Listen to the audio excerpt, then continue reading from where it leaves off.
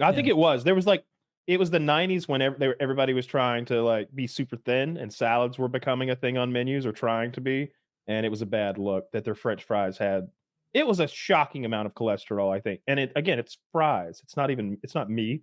I don't think cholesterol, like, that's not what makes you fat, though. Like, no, but it's bad for your heart. It's like it's unhealthy. I think that's up for debate. I don't think it is. I think they like got some strong science on the matter. I don't know. The clinical Have you data. read the data, the studies? Yeah.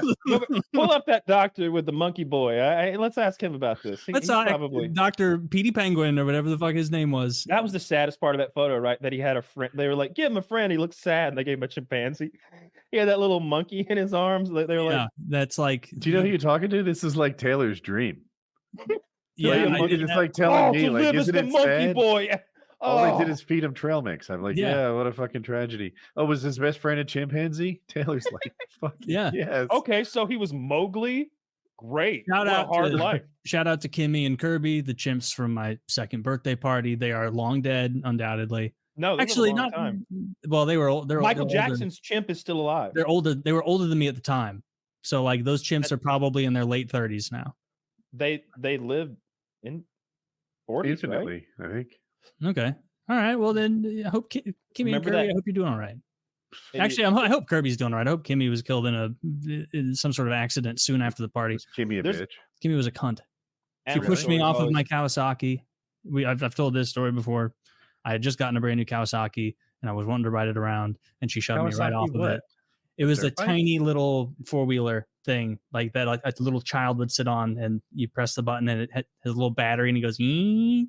It was like the little battery powered RC cars that everybody had. Like girls would get the Barbie car. I had the Jeep. The Jeep was big in the early 90s. Kirby was astute. He was smart. Now that's a chimp. If you told me he knew how to read, I might buy it. Kimmy, there's no way you could teach that bitch to read anything. You just mad at her because she made you the bitch. Yeah. Yeah, you cracked the case on that one. She hopped on my Kawasaki and drove away, and the chimp handler was like, ha ha ha, and I was like, this is my party. That didn't happen. She got on it. Yeah. I don't remember if she actually like moved it away, but she left. Yeah. She took your spot on the car, your little electric car? Yes, she pushed me off of it. My mom used to tell me the story, like, oh yeah, and then Kimmy came over and pushed you off and you got on. And so I've always been a Kirby man myself. My brother set me free. I don't know the details of the story. I'm too young to remember it, but I was like 2 outside in a bassinet, and somehow the bassinet was locked. I've never seen a bassinet with a child lock or whatever. Maybe it had a mosquito net or something, but my brother knew how to undo the lock. So he set me free, and I ran away from home at like 2 years old. No one knew where I was. A neighbor was like, did you lose your child? And my mom's like, yeah, I've been looking for him. That's kind of where the story wraps, but it's part of the Woodworth lore that my brother tried to get rid of me at 2 years old. Damn. And he would have gotten away with it too. It wasn't with his meddling neighbors. Yeah. My youngest brother must have been like 4 or 5. So I was like 12. My other brother was 11. And we were at my grandparents' house, and like for the first time ever, my grandparents like both had to go do something at work, and so they were like, "Now you guys just stay here in the house, stay around the house, so you can, go play in the field, ride the 4-wheelers, whatever you want to do, but stick around here." And like for some reason, my youngest brother was like, "I'm gonna run away," like I'm running away, and I don't know. I believe it was literally because he wanted to watch something gay, like JJ the Jet Plane. And me and my other brother were like, we're watching Street Sharks. That's what's going to happen. And he threw a tantrum over it and he left. And me and my, I'm 12, my other brother's 11. We like watch him leave with his little backpack full of Slim Jims, which is like all he packed. And we like watched him walk like somberly out. And then like every 10 feet, he'd like turn around and look at us, looking at him through the mirror, like he was about to cry, and then turn, walk a little further. And then after like maybe 10 minutes, he never even left our eyesight. He turns around to come back defeated, and we had locked him out of the house to be like, all right. And then he's like begging us to come back in. And we're like, you said you could handle the world. Well, we hope it goes well. Tell us how it goes. And he's like, Taylor, let me in. And then we did let him back in, obviously. Because how old was he? He was probably 5 because I was like, oh my God, 12. That's good. Yeah. I did that too. I was on the losing side of it, though. I wasn't on Taylor's side, and my parents were the people mocking me. We were coming home from something. It might have been a Phillies game on the weekend or something, and I'm cranky. And the whole car ride home, I just wanted like attention or what, but all they would do is laugh at me. Like I was just really ostracized from the other 3 people in my family. And when I got home, I was like, I'm going to run away. And my parents are like, knock yourself out. We're all in favor of this. So I packed a quick bag or something. And at this point, it's like 8:30 at night or something, but I'm young. I don't know how young, 6, something like that. And they're like, off you go. Let's make our job easier. So I run away from home and I start knocking on friends' families. I'm getting way further than your brother did.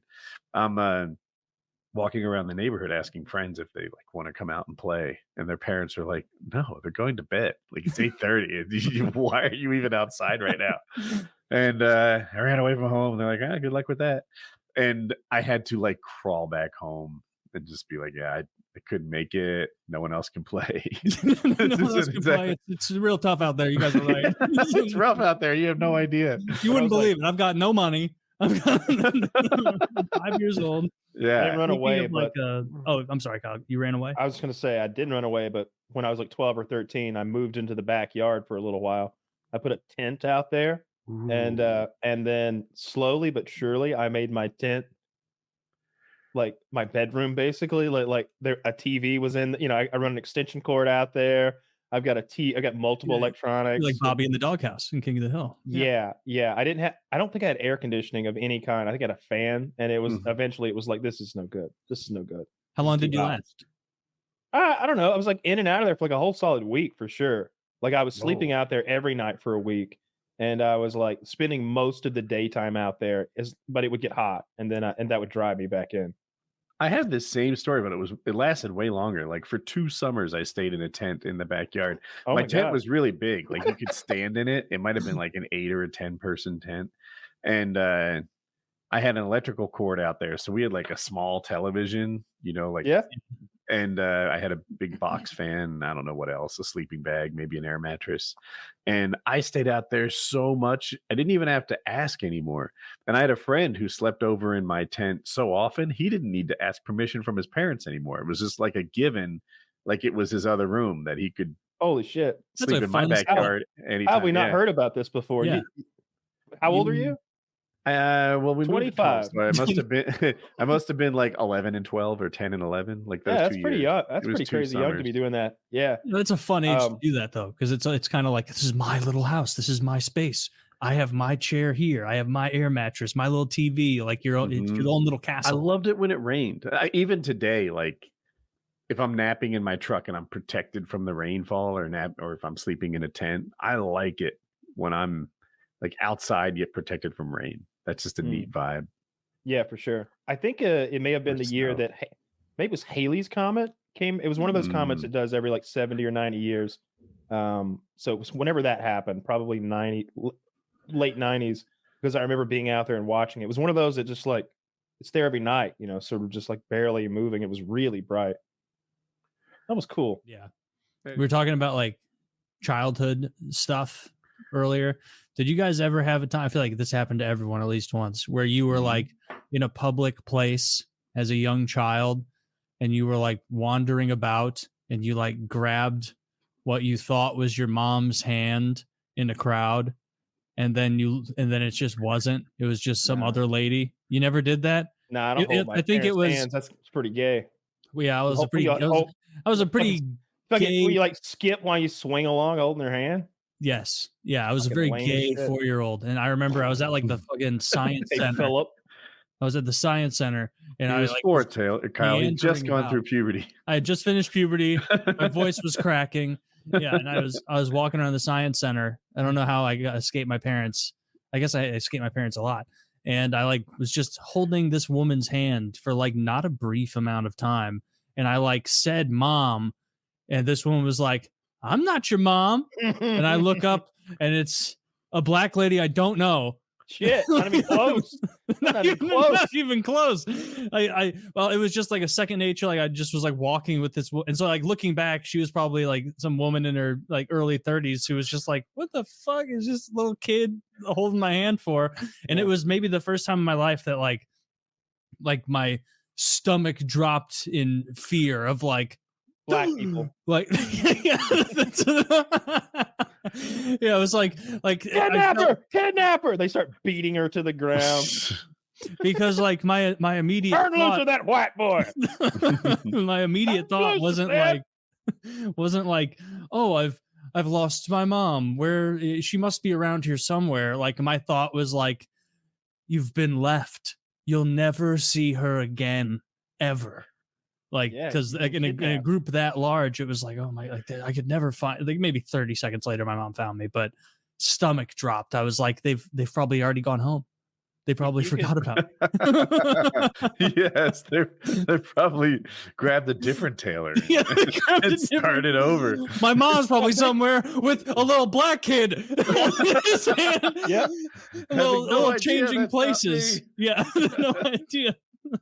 I did that too, Taylor, but mine was a little different because I was at the grocery store and I was sitting on this like tile floor, and I don't know how my mom and this woman pulled a switcheroo on me, but suddenly it's not my mom standing next to me, and I like threaded my arm between her legs and put my head on her knee, and I was like, "Hey, mom," and she's like, "I'm not your mom, sweetie." And I look up, and it wasn't my mom.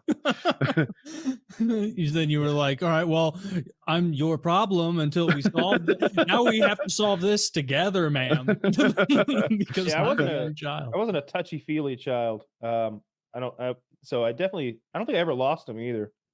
I would wander around when we go to stores. I don't know. I would just go off. I would run around Home Depot hitting that button asking for assistance. Really?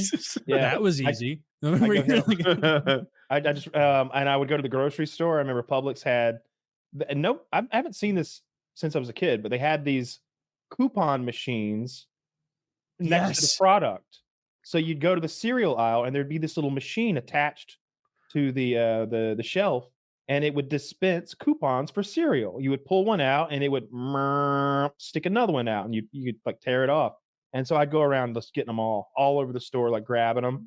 Dude, that's why I can't believe you mentioned this, because that's like a memory I haven't had in decades.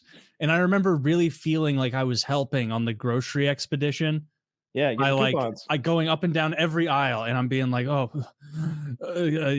Quaker Oats, I better get 7 of these," and like just taking huge amounts of them. I thought of them as like a kind of currency, and it was all you had to do. Looking back, it was just my mom trying to burn some energy of mine. Yeah, go get all the fucking coupons.